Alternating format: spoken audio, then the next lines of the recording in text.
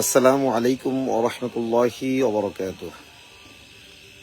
কাছে দূরে যে যেখান থেকে দেখছেন সকলকে জানাই আন্তরিক শুভেচ্ছা ও মোবারকবাদ।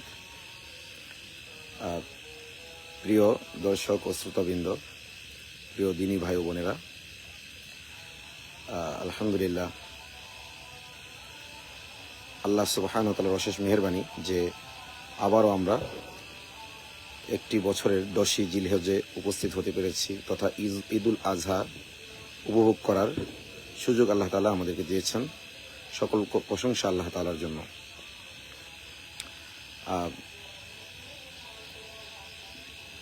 ঈদ মানেই তো আনন্দ, ঈদ মানেই খুশি।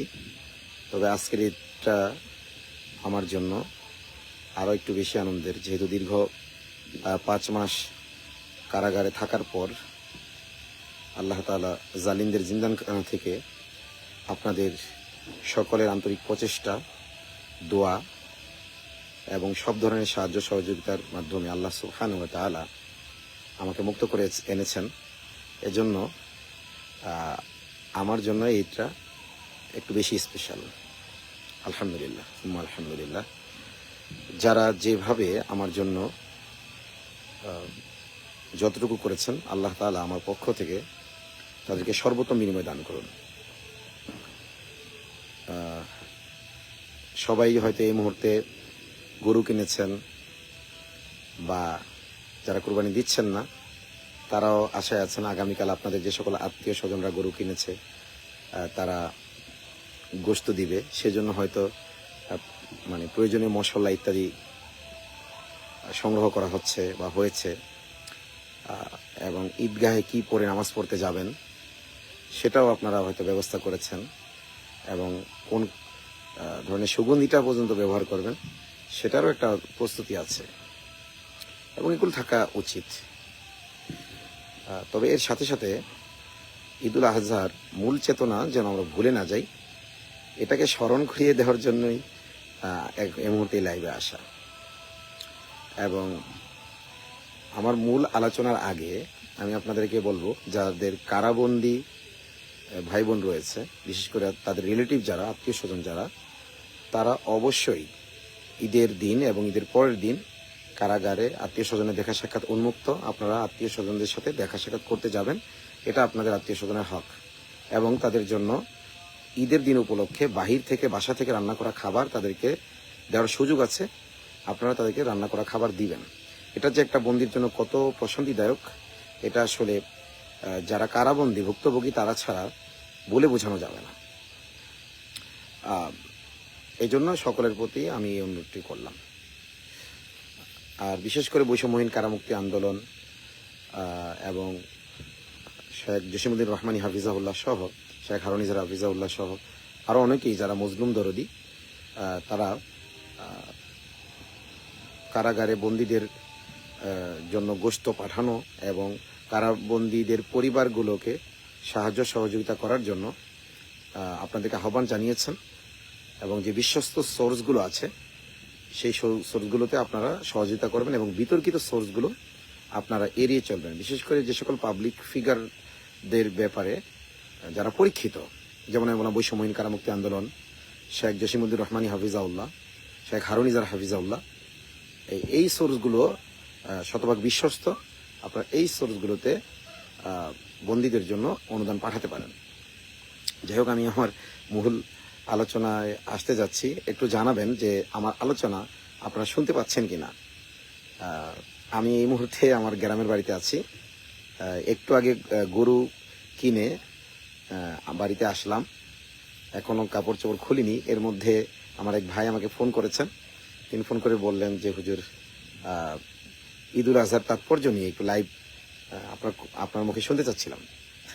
তার অনুরোধের প্রেক্ষিতে আসা। প্রথমে আমি বললাম আমার তো কোনো প্রস্তুতি নেই, এখানে কোনো এরকম স্টুডিও নেই বা মানসিক প্রস্তুতি কি কোনোটাই নেই। আপনারা হয়তো ঝিঝি পোকার ডাক শুনছেন, এটা আমার গ্রামের বাড়ি। এই দেখেন মাথার উপর আম ঝুলছে। হ্যাঁ, আম ঝুলছে। আপনারা এটা মনে করবেন না যে এটা আবার বেঁধে রাখা হয়েছে, ছিঁড়ে পড়ে যাবে। যে আস্ত আম গাছ আছে মাথার উপরে, হ্যাঁ, আস্ত আমের গাছ। তো যাই হোক, একেবারে আমি আমার গ্রামের বাড়িতে আছি। সব দিকে অন্ধকার, এই জন্য হয়তো আপনাদের দেখতে কষ্ট হচ্ছে, কিন্তু কথাগুলো মনোযোগ দিয়ে শুনবেন বলে আশা করছি। আল্লাহ বলেছেন, আল্লাযীনা ইসতামিউনাল কওল ফায়াত্তাবিউনা আহসানাহু উলাইকা আল্লাযীনা হাদাহুমুল্লাহ ওয়া উলাইকা হুম উলুল আলবাব। যারা মনোযোগ দিয়ে কথা শোনে এবং যে কথাগুলো শুনলো তার মধ্যে সর্বোত্তম কথাগুলোর উপর যারা আমলের চেষ্টা করে, আল্লাহ তাআলা তাদেরকে জান্নাতের সুসংবাদ দিয়েছেন এবং তাদেরকে জ্ঞানী এবং হেদায়েতের উপর প্রতিষ্ঠিত থাকার গ্যারান্টি দিয়েছেন এবং তাদেরকে জ্ঞানী বলে সাব্যস্ত করেছেন। আমি আজকে যে শিরোনামটি দিয়েছি যে ঈদুল আজহার তাৎপর্য সুন্নাহ ও মিল্লাহ। ঈদুল আজহার তাৎপর্য সুন্নাহ ও মিল্লাহ। আসলে ঈদুল আজহা যে আমরা পালন করি, কেন পালন করি? সাহাবা একরাম জিজ্ঞাসা করেছেন রাসূলুল্লাহ সাল্লাল্লাহু আলাইহি ওয়াসাল্লামকে। বিশ্বনবীকে এক সাহাবী জিজ্ঞেস করলেন, ইয়া রাসূলুল্লাহ মা হাযিহিল আদওয়াহি বা মা হাযিহিল আদওয়াহি ইয়া রাসূলুল্লাহ, হে আল্লাহর রাসূল এই কুরবানিটা আসলে কি? এই কুরবানি সম্পর্কে তিনি জানতে চাইলেন। তখন রাসূলুল্লাহ সাল্লাল্লাহু আলাইহি ওয়াসাল্লাম জবাবে বললেন, সুন্নাতু আবিকুম ইব্রাহিম, এটা তোমাদের পিতা ইব্রাহিমের আদর্শ। এখানে পিতা বলতে আদর্শিক পিতা বোঝানো হয়েছে। পিতা একটা হয় জন্মদাতা পিতা, আরেকটা হয় আদর্শিক পিতা, আরেকটা হলো অনেক সময় সম্মান দিয়ে বা আদর করে অনেকে বলে বাবা এদিকে আসো তো, অথবা সিনিয়র কাউকে অনেক সময় বাবা বলে ডাকলে সম্মান সূচক বলা হয়। তো আরেকটা হলো আদর্শিক পিতা। এই তিন ধরনের পিতা। তো যিনি কোনো জাতির আদর্শ হন তিনি ওই জাতির পিতা। যেমন আল্লাহ তাআলা কোরআনে বলেছে, মিল্লাতে আবিকুম ইব্রাহিম, তোমরা তোমাদের পিতা ইব্রাহিমের মিল্লাকে অনুসরণ করো। এখানে ইব্রাহিম আলাইহিস সালামের আদর্শকে অনুসরণ করতে বলা হয়েছে। তো রাসূলুল্লাহ সাল্লাল্লাহু আলাইহি ওয়াসাল্লামকে সাহাবী জিজ্ঞেস করলেন যে এই কুরবানি কি? তিনি বললেন, তোমাদের পিতা ইব্রাহিম আলাইহিস সালামের সুন্নাহ আদর্শ। আমার শিরোনাম হলো ঈদুল আজহার তাৎপর্য সুন্নাহ ও মিল্লাহ। সুন্নাহ কি, মিল্লাহ কি? সুন্নাহ কি, মিল্লাহ কি, এটা আমাদের আগে বুঝতে হবে। যদি সুন্নাহ এবং মিল্লার মর্ম আমরা উপলব্ধি করতে না পারি, তাহলে আসলে আমরা ঈদুল আজহার তাৎপর্য কিছুই উপলব্ধি করতে পারবো না। সুন্নাহ হলো আত-তরিকাতুল মাসলুকাতু ফিদ-দ্বীন, লাইফ স্টাইলের যেই পন্থা, এটাই হলো সুন্নাহ, অর্থাৎ সংস্কৃতি। এক কথায় সংস্কৃতিটাই হলো সুন্নাহ। আর মিল্লাহ হলো চেতনা। যেই চেতনার উপর ভিত্তি করে কোনো সংস্কৃতি গড়ে ওঠে ওইটা হইল মিল্লাহ। একটা হলো সুন্নাহ আর একটা হলো মিল্লাহ। সুন্নাহ দ্বারা মূল উদ্দেশ্য হলো চেতনাকে ঠিক রাখা, চেতনাকে জাগরুক রাখা, চেতনাকে জাগ্রত রাখা। মূল মাকসাদ হলো চেতনা বা মিল্লাহ। আর সুন্নাহ হলো ওই চেতনাকে জাগ্রত রাখার, জাগরুক রাখার একটা পন্থা। তো কোরবানি হলো সুন্নাহ। রাসূলুল্লাহ সাল্লাল্লাহু আলাইহি ওয়াসাল্লাম বলেছেন, এটার পিছনে আমরা ঘটনা জানি যে কোরবানি প্রথম দিয়েছিলেন আদম আলাইহিস সালামের দুই সন্তান। একজনেরটা কবুল হয়েছিল তাকওয়ার কারণে, আরেকজনের মধ্যে তাকওয়া না থাকার কারণে কবুল হয় নাই। যেমন আল্লাহ কোরআনে বলেছেন, লা ইয়ানালাল্লাহু লুহুমুহা ওয়ালা দিমাউহা ওয়ালাকিন ইয়ানালুহুত তাকওয়া মিনকুম, যে আল্লাহ তাআলার কাছে তোমাদের কোরবানিকৃত পশুর রক্ত কিংবা গোশত এগুলো কিছুই পৌঁছায় না, পৌঁছায় শুধু তোমাদের অন্তরের অন্তরস্থিত তাকওয়া।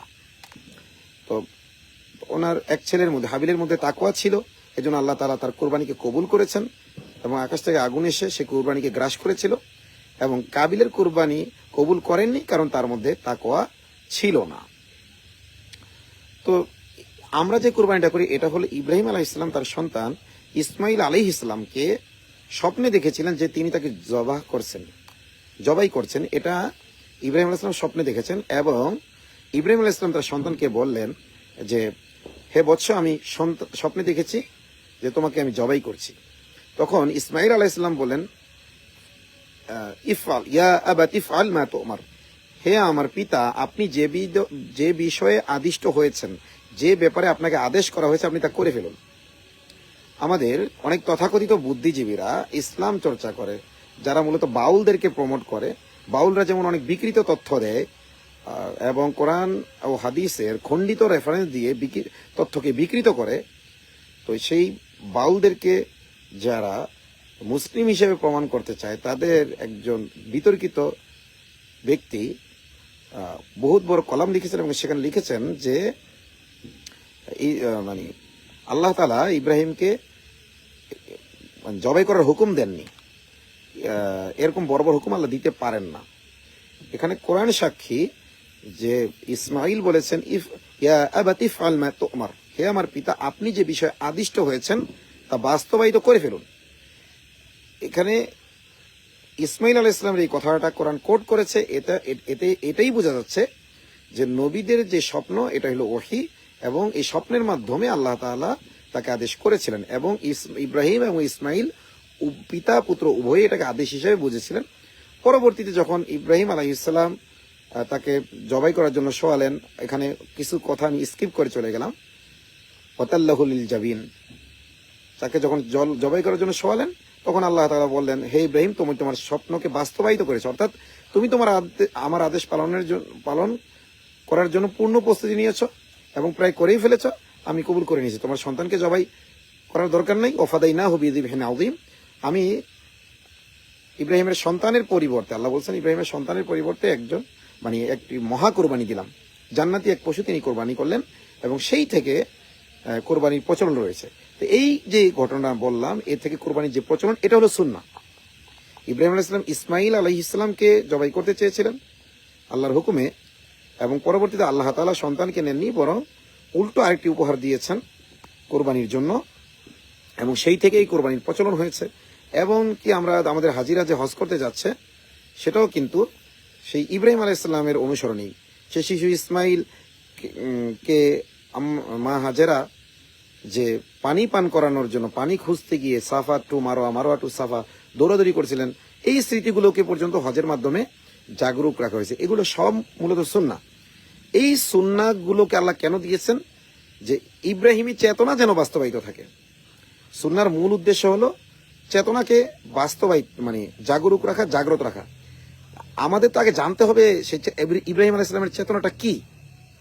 আল্লাহ যে বলছে মিল্লাতা আবিকুম ইব্রাহিম, তোমরা তোমাদের পিতা অর্থাৎ জাতির পিতা, আদর্শিক পিতার সুন্নাহকে অনুসরণ করো, মিল্লাতকে অনুসরণ করো। মিল্লাত কি? সেই মিল্লাত আসলে কি? এটা সূরা মুমতাহিনার মধ্যে আল্লাহ তাআলা সুস্পষ্টভাবে বলেছেন। সূরা মুমতাহিনার শুরুর দিকে লাকাদ কানাত লাকুম উসওয়াতুন হাসানাতুন ফি ইব্রাহিমা ওয়াল্লাযীনা মাআহু, ইব্রাহিম এবং তার অনুসারীদের মধ্যে, তার সাথে যারা ছিল, তার সঙ্গীদের মধ্যে তোমাদের জন্য রয়েছে মহা আদর্শ, উসওয়াতুন হাসানা, উত্তম আদর্শ। ইয ক্বালু লিকওমিহিম, যখন তারা স্বজাতিকে উদ্দেশ্য করে বলেছিল, ইন্না বুরাআউ মিনকুম, তোমাদের সাথে আমাদের কোনো সম্পর্ক নেই, কাফারনা বিকুম, তোমাদেরকে আমরা প্রত্যাখ্যান করলাম, ওয়া বাদা বাইনানা ওয়া বাইনাকুমুল আদাওয়াতু ওয়াল বাগদা, তোমাদের আর আমাদের মাঝে শত্রুতা ও বিদ্বেষ, আবাদা, চিরকাল, হাত্তা তুমিনু বিল্লাহি ওয়াহদাহ, যতক্ষণ না তোমরা এক আল্লাহর সামনে আত্মসমর্পণ করো। এক আল্লাহর সামনে আত্মসমর্পণ করা পর্যন্ত তোমাদের সাথে আমাদের চিরশত্রুতা ও চিরবিদ্বেষ। কারণ এক আল্লাহর সামনে আত্মসমর্পণ না করার কারণেই মূর্তি পূজার মতো নিকৃষ্ট কাজ হয়, শিরক কুফরের মতো নিকৃষ্ট কাজ হয়, এবং আপনার এই যে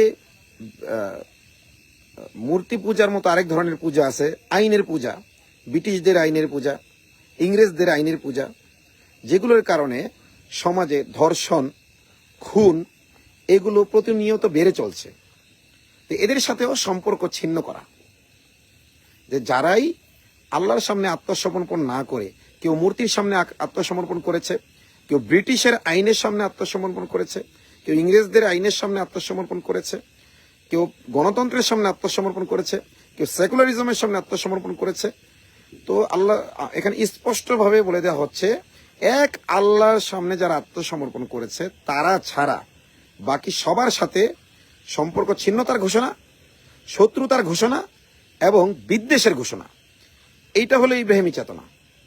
এবং আল্লাহ শুরুতেও বলেছেন যে এটাই হলো মূল ইব্রাহিমী চেতনা, উসওয়াতুন হাসানা, এবং এটা বলার পরে তো আল্লাহ তাআলা সেইটার পুনরাবৃত্তি করেছেন। এজন্য আমরা যদি ইব্রাহিমী চেতনাকে বলে গিয়ে শুধু সুন্নাহ বাস্তবায়িত করি, এই সুন্নাহর কোনো ফজিলত আমরা পাবো না। কারণ আমি বললাম আপনাদেরকে যে সুন্নাহকে দেওয়া হয়েছে, সুন্নাহ মানে সংস্কৃতি। এই যে ইসলামী সংস্কৃতি, ঈদ, এটাকে দেয় হয়েছে ইব্রাহিম আলাইহিস সালামের ওই চেতনাকে জাগ্রত রাখার জন্য, যে ইন্না সলাতি ওয়া নুসুকি ওয়া মাহইয়ায়া ওয়া মামাতি, আমার নামাজ, আমার কুরবানি, আমার জীবন, আমার মরণ, এগুলো সব আল্লাহর জন্য হবে। ত্যাগ স্বীকার করবো আমরা আল্লাহর জন্য। ইবাদত যেমন আল্লাহর জন্য করি, কোনো স্যাক্রিফাইস যদি করতে হয় সেটা একমাত্র আল্লাহর জন্য। হ্যাঁ, মানবতার জন্য যদি কেউ স্যাক্রিফাইস করতে চায় এবং যদি সে মুমিন হয়, তাহলে সে এই মানবতার জন্য স্যাক্রিফাইসটা মূলত আল্লাহর জন্য স্যাক্রিফাইস করে। তো এজন্য আপনাদেরকে আমি বলবো, বুঝতে পারছি না যে আমার চারপাশে ঝিঝি পোকা এত ডাকছে, আমি একটু লাউডলি বলার চেষ্টা করছি যাতে ঝিঝি পোকার ডাক ছাপিয়ে আমার আলোচনা আপনারা শুনতে পারেন। আমার কাছে খুব এই ফিলিংটা ভালো লাগছে। আমি গ্রামের ছেলে, গ্রামে থাকি, গ্রামেই বড় হয়েছি। আমি শুধুমাত্র মজলুমদের জন্য কখনো কোনো প্রয়োজন হলে, কোনো আন্দোলন সংগ্রামে, তখন হয়তো শহরে যাই, আর নয়তো আমার কর্মস্থল গ্রামে, আমার সবকিছুই গ্রামে। তো যাই হোক, আমি গল্পের আকারে কথাগুলো বললাম, যেহেতু ওইভাবে প্রস্তুতি নিয়ে এই মুহূর্তে লাইভে আসিনি। আগেই বললাম যে এক ভাই আমাকে আহ্বান করেছিলেন। তো আসলে এই বিষয়ে তো অনেক আলোচনা আলেম ওলামা একরাম অনেক দৃষ্টিকোণ থেকে করবেন, আপনারা সবার আলোচনা শুনবেন। আমি অনেক কথা স্কিপ করে গিয়েছি তাদের আলোচনা শোনার জন্য, যে সেইগুলোর পুনরাবৃত্তি করে লাভ নেই। আমি যেই মূল মেসেজটা আপনাদেরকে দিতে চাইলাম সেটা হলো সুন্নাহ আর মিল্লা, এই দুইটার মধ্যে যেন সম্পর্ক থাকে। মিল্লাতে ইব্রাহিম যাদের মধ্যে নাই, যারা সেকুলারিজমের সামনে আত্মসমর্পণ করে আছে, যারা ডেমোক্রেসির সামনে আত্মসমর্পণ করেছে, যেই সেকুলারিজম এর মানে ইন্ডিয়ান মুসলমানদেরকে গণহত্যা থেকে রক্ষা করতে পারছে না, যেই কথিত ডেমোক্রেসি রামিসার মতো শিশুদেরকে ধর্ষিতা হওয়ার হাত থেকে রক্ষা করতে পারছে না, যেই কথিত মানবতা, মানে একই দলের লোক তার দলের লোককে বর্বরভাবে পাথর দিকে আঘাত করে হত্যা করছে, সেই মানে সেইগুলোর সামনে যারা আত্মসমর্পণ করে, এদের থেকে সম্পর্ক ছিন্ন করতে হবে। মানে তাদের অনুসারিত হওয়াই যাবে না, এবং সম্পর্ক ছিন্নতার ঘোষণা দিতে হবে যে তোমাদের সাথে আমাদের কোনো সম্পর্ক নেই। আল্লাহ বলেছেন, লা তাত্তাখিযু আবাআকুম ওয়া ইখওয়ানাকুম আউলিয়া নিস্তাহাব্বুল কুফরা আলাল ঈমান, তোমরা তোমাদের বাপ ভাইদেরকে অভিভাবক মানবে না যদি তারা ঈমানের উপর কুফরকে প্রাধান্য দেয়। আল্লাহ অন্যত্র বলেছেন, ওয়াওয়াসাইনাল ইনসানা বিওয়ালিদাইহি হুসনা, আমি মানুষকে আদেশ করেছি পিতামাতার সাথে সদাচরণ করতে। ওয়াইন জাহাদাকা আলা আন তুশরিকা বিমা লাইসা লাকা বিহি ইলম ফালা তুতিহুমা, তবে পিতামাতা যদি কাউকে শিরিক করতে চাপ সৃষ্টি করেন, কিংবা কোনো পাপাচার করতে চাপ সৃষ্টি করেন, ইসলাম বিরোধী কর্মকাণ্ডে লিপ্ত হতে চাপ সৃষ্টি করেন, ফালা তুতিহুমা, সেক্ষেত্রে আনুগত্য করা যাবে না। এখানে আল্লাহ তাআলা ব্যালেন্স করে দিয়েছেন যে কারো পিতা যদি সেকুলার হয়, কারো এবং সেকুলারকে বিশ্বাসগতভাবে ধারণ করে এবং বোঝানোর পরও বোঝে না, এই কারণে বাপ ছেলের যে সম্পর্ক আছে, রক্তের সম্পর্ক, এটা তো ছিন্ন হয়ে যাবে না। এবং পিতা মাতার সাথে সদাচরণের আদেশ দিয়েছেন আল্লাহ তাআলা, সদাচরণ করতে হবে, তাদেরকে বুঝাতে হবে, ভাইদেরকে বুঝাতে হবে, বোনদেরকে বুঝাতে হবে। সম্পর্ক ছিন্নতার ঘোষণার মানে হইল তাদের ওই পাপের ক্ষেত্রে আমরা তাদের আনুগত্য করব না। সম্পর্ক ছিন্নতার মানে হলো এটা। সে কোনো নেতা হতে পারে, সে রাষ্ট্রপ্রধান হতে পারে, রাষ্ট্রীয় আইন হতে পারে। এক কথায়, লা তাআতা লি মাখলুকিন ফি মাসিয়াতিল খালিক, স্রষ্টার অবাধ্যতায় সৃষ্টির কোনো আনুগত্য করা যাবে না। এইটাই হইল মিল্লাতে ইব্রাহিম।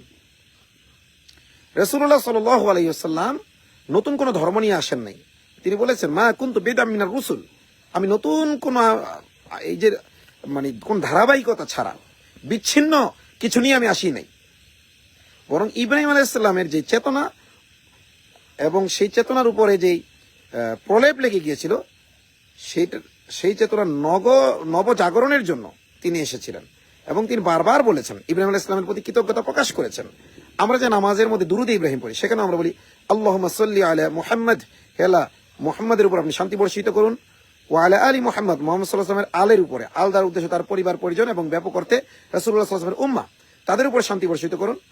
কামা সাল্লাইতা আলা ইব্রাহিম, যেমন আপনি ইব্রাহিমের উপর শান্তি বর্ষণ করেছেন, ওয়া আলা আলি ইব্রাহিম, এবং ইব্রাহিমের উম্মাহ বা তার পরিবার পরিজনের উপর শান্তি বর্ষণ করেছেন। এই জন্য আমাদের রাসূলুল্লাহ সাল্লাল্লাহু আলাইহি ওয়াসাল্লাম মূলত ইব্রাহিম আলাইহিস সালামের অনুসরণ করেছেন এবং ইব্রাহিমী চেতনার পূর্ণতা দিয়েছেন রাসূলুল্লাহ সাল্লাল্লাহু আলাইহি ওয়াসাল্লাম। এই জন্য রাসূল যদিও ইব্রাহিম আলাইহিস সালামের অনুসরণ করেছেন, কিন্তু যেহেতু রাসূলুল্লাহ সাল্লাল্লাহু আলাইহি ওয়াসাল্লামের মাধ্যমে ব্যক্তি জীবন, পারিবারিক জীবন, সামাজিক জীবন, এমনকি রাষ্ট্রীয় জীবনে ইব্রাহিমী চেতনা পূর্ণতা লাভ করেছে। তো এখনো কি শোনা যাচ্ছে কিনা একটু জানাবেন প্লিজ। আমার এখানে নোটিফিকেশন এসেছে যে সাউন্ডে ঝামেলা আছে, কোনো কমেন্ট পাচ্ছি না আমি, পূর্বের কমেন্টগুলোই বারবার আসতেছে।